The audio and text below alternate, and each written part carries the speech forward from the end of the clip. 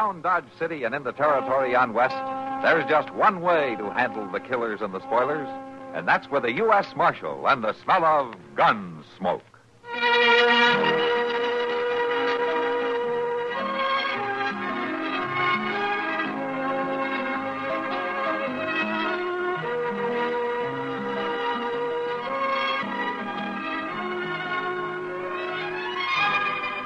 Gunsmoke, starring William Conrad, the story of the violence that moved west with young America, and the story of a man who moved with it. I'm that man, Matt Dillon, United States Marshal. The first man they look for and the last they want to meet. It's a chancy job, and it makes a man watchful and a little lonely.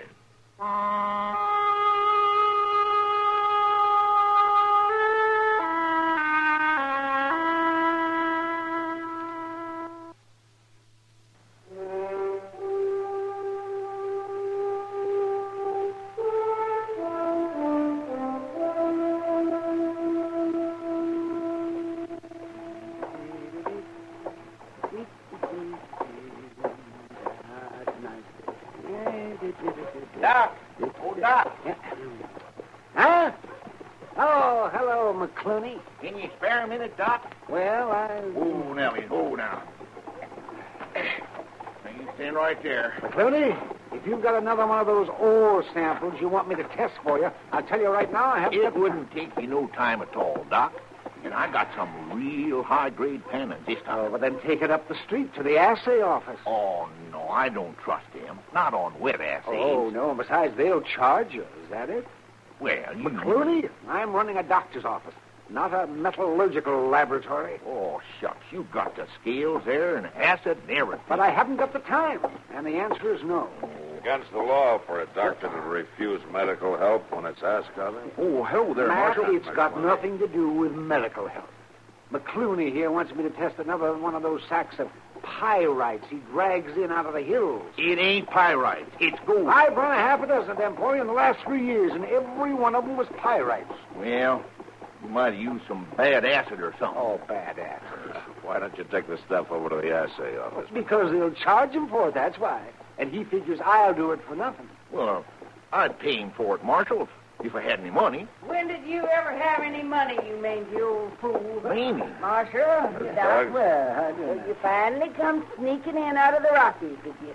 Why don't you go to Denver instead of coming clear back here all the time? No, Mangy, I like it here. Marshal, do you know what this scrawny old goat done to me? Old McCluny here. Yeah, it just slipped my mind at the time.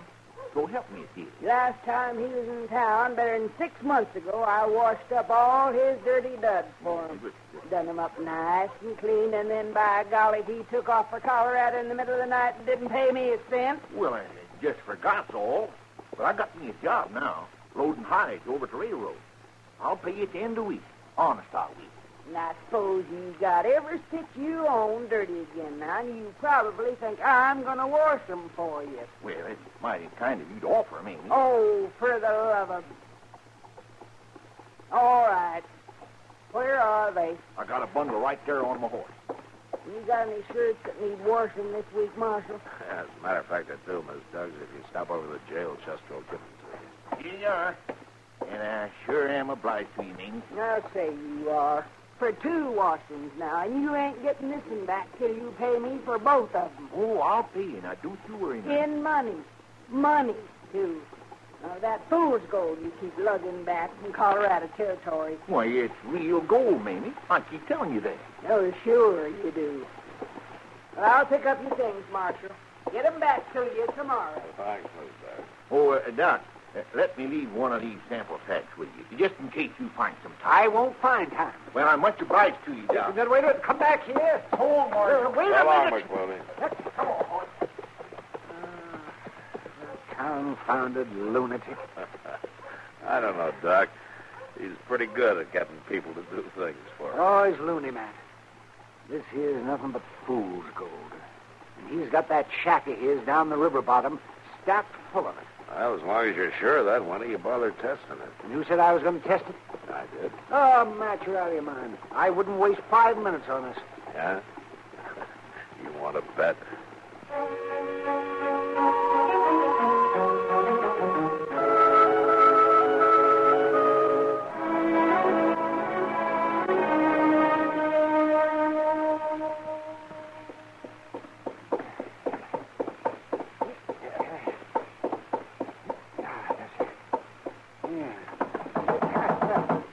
Matt, wake up. Matt? What? What is it? What's the matter? Yep. Is that you, Doc? Of course it's me. Open up, Matt. Oh, all right. All right. Don't knock that door down. Yo, what is it? What's the Matt, matter? I just went over to old Pop McCluny's shack to take him the results on that assay I run for him. Oh, what's all the excitement about? You find gold? No, of course not. It was just pyrite, same as ever. But somebody must have figured he had gold. Well, what do you mean? Well, you better get dressed, Matt. McCluny's dead. He's been murdered.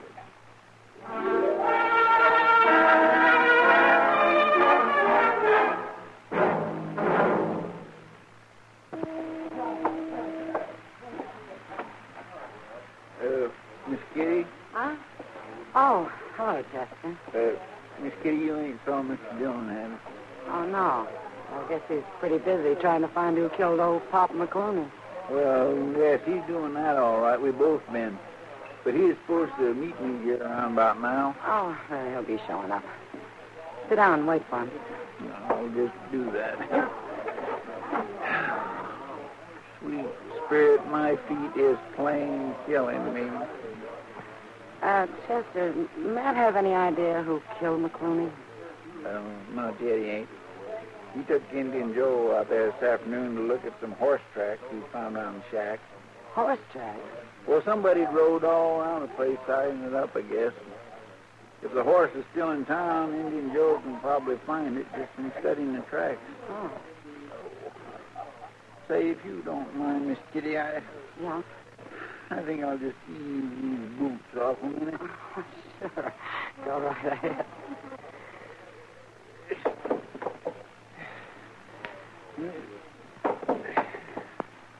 Oh, my, that feels good.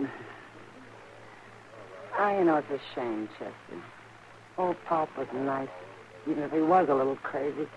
Always thinking he'd found gold. Well, he must have convinced somebody he had. They took up a couple of floorboards and dug around underneath the shack. How was he killed, Chester? Somebody hit him over the head with a chunk of stolen wood. Oh. Died right away, according to Doc. Too bad. Oh, fella. All he had in that shack was a wood stove and a bunk and a table and his clothes stacked on a shelf in the corner. And, of course, them sacks of fool's gold piled up all over the place. Fool's gold. Maybe that's the only kind there is. Well, it kindly worked out that way for him, I guess. At least he died thinking he was rich. And that's more than most people can ever do. And look, there's Mr. Dillon now. Oh. He looks tired. Well, my stars, he ain't been to bed since Doc woke him up last night to tell him about it. Hello, Kitty. Chester. Sit down, Matt. Yeah, thanks. You will. Want a glass of beer? No, I don't think so. Any luck, Mr. Dillon? Oh, a little, maybe. It's hard to tell yet. Matt, why would anyone do it? The whole town knew Pop was kind of queer. They knew he didn't have any gold hidden out. Yeah, but somebody from out of town might not have known it, Kitty. Well, what do you mean? I mean, a stranger who didn't know Pop, who might have believed his stories. Yeah, but it has to be a stranger. Everybody who lives in Dodge knows about him. Like last night. All the boys were pretending to believe him. They didn't, of course. They were just egging him on to keep him talking. Oh, was Pop in here last night? Oh, sure. He always came in here as soon as he hit town. Waiting for somebody to set up the drinks. And talked about his big gold strike. Yeah. Kitty, was there anybody paying special attention to him last night? Oh, not that I remember. I didn't particularly notice. Was there a gambler in here last night, a new man in town who calls himself Jack King? Jack King? Uh-huh. Oh, yeah. He was here. And he was talking to Pop. I'd forgotten about it. Why him special, Mr. Dillon? Well, Indian Joe located that horse a while ago. It had one shoe that had worn thin and was partly broken. It belongs to the livery stable. Mm-hmm. They hired it out a couple of days ago to this Jack King. He brought it back this afternoon. You think he killed Pop? Well, he was out there last night. There's no doubt about that. The tracks prove it. Well, what did he say about it? Well, I'll know better when I find him. I've been looking everywhere. Well, it's no wonder the government don't pay peace officers much when they spend all their time loafing around saloons. Now, here, Mr. Dillon just this minute got here, Doc. What? Chester, what in the world are you doing with your boots off? You living here now? No, I'm not living here now. I reckon a man's feet can hurt here as well as they can any other place, can't they? Doc wouldn't know, Chester. The only way he gets tired is from sitting. Oh, is that so? Well, how are you, kid? I'm fine, Doc. Say, Matt, here's a letter that came for Pop McCluny. No? Just a Hightower of the depot. He didn't know what to do with it. Here, let me have it. I'll take care of it. I suppose you've got the killer under lock and key. Well, I will have as soon as I locate him, Doc. Oh, you mean you know who he is? Well, I'm betting on a fellow named Jack King. That gambler? Uh, Then you better get moving, Matt. oh, why? Because I just saw him over to the depot, buying the ticket on the Santa Fe to St. Louis.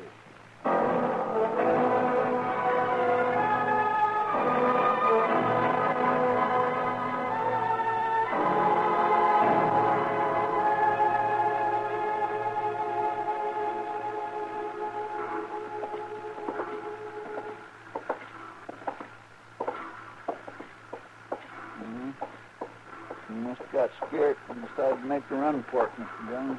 Yeah, it kind of looks that way. Sure don't see no sign of him there on the platform. Well, he might be on the train. Mr. Hightower said that he was still here a few minutes ago. He couldn't. Wait a minute. What is it, Mr. Dillon? What's the matter? Over there. There's a baggage truck here. Back's turned. I guess he hasn't saw us. Oh, he's seen us, all right.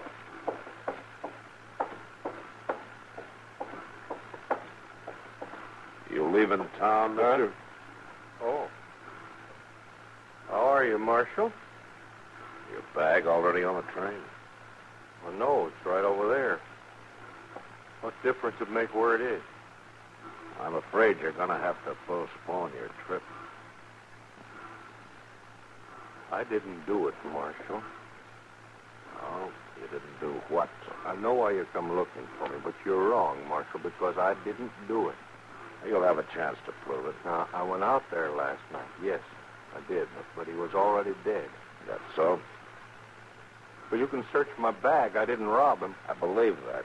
But Tony didn't have anything to steal. He kept talking about his gold all the time. That gold of his was a pipe dream, and everybody in town knew it. But you'd only been here a couple of days, so you wouldn't have known it. Get his bag, Chester. Yes, sir. I know what you're up to, you lawmen out here. You're all alike. We are, right? Anything that happens, try to hang it on to some stranger in town. You don't care who killed him. All you want to do is string up somebody. I've already told you if you're innocent, you'll get a chance to prove it. What will I do with these, Mr. Dillon? We'll take him over to the jail. All right, King, you're under arrest. No. No, you're not taking me in. Oh, yes, I am. I'm not going to hang for somebody else's killing. Look out! You crazy fool! All right, Chester, pick up his gun. Oh. Mr. Dillon, did you shoot him in the arm of purpose? Matter of fact, Chester, I was aiming for his other arm. Come on, mister, start walking.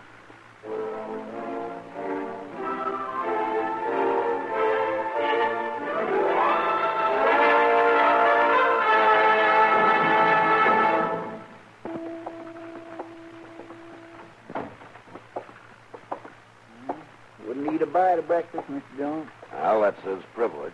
Just sits there in his cell, staring at the floor. Acts like we're fixing to hang him or something. Yeah. Well, he's got his mind made up about that, all right. I told him he was all wrong. We don't go around hanging people here without a trial. Not usually, no. Guess by now he's mighty sorry he went and killed old man McCluny. Chester, people aren't usually sorry for what they've done. They're just sorry that they got caught, that's all. Well, he'll be sorry enough after he's convicted. I doubt he'll be convicted. What do you mean? We just haven't got much of a case against him when you come right down to it. By jing, I sure would hate to see him go free. Crazy or not, old Pop McCluny was a real nice old fellow. Yes, he was. Oh, did I show you this letter to McCluny? Well, no. Came the day after he was killed. Doc picked it up at the depot last night. Dear Mr. McCluny, this is to... But Mr. Dillon... Yeah, there have been a dozen more like it over the last 2 years. I telegraphed Denver last night, and I got an answer this morning. Well, my gracious sakes, I just can't believe it. Yeah, come in. Morning, Marshal. Mr. Chester. Oh, come on in, Miss Doug. Oh, thank you kindly. I brung your washing back. Oh, thanks. You can just leave it there on the table. Oh, yes, sir. That feller confessed yet, the one that killed old man McCluny? No, not yet. Well, hanging's too good for him. I was always joshing Pop, but I had a fondness for him. Yeah, I guess everybody in town liked it. Person just never knows. Why, who'd ever thought that afternoon I run into all of you there in the street would be the last time I'd ever see him alive? That was the day before he was killed. You took some clothes of his to wash, as I recall. He'd always come back out of Colorado with every stitch he owned needing washing.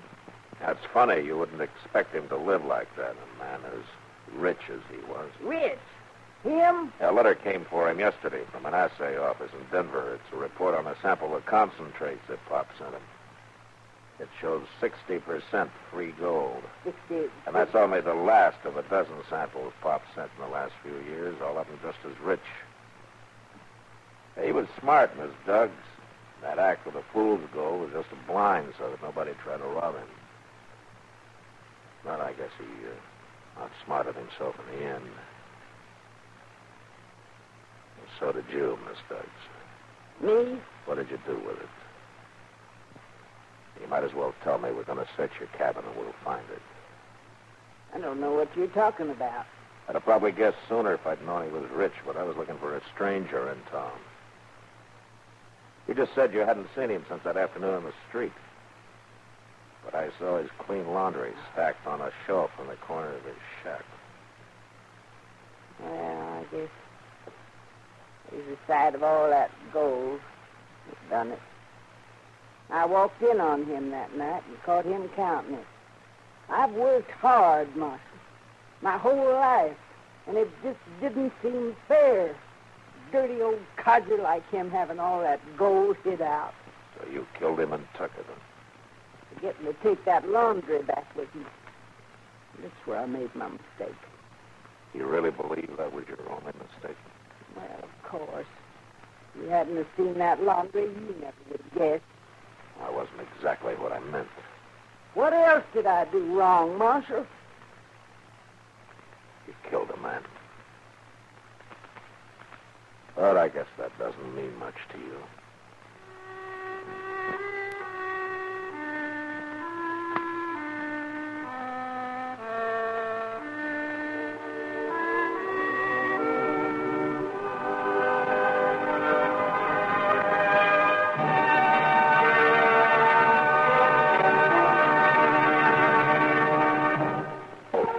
Produced and directed by Norman McDonald, stars William Conrad as Matt Dillon, U.S. Marshal. The story was specially written for Gunsmoke by Les Crutchfield, with editorial supervision by John Meston. Featured in the cast were Virginia Gregg, Jess Kirkpatrick, and Lawrence Dodkin. Harley Bear is Chester, Howard McNear is Doc, and Georgia Ellis is Kitty. Join us again next week for another story on Gunsmoke.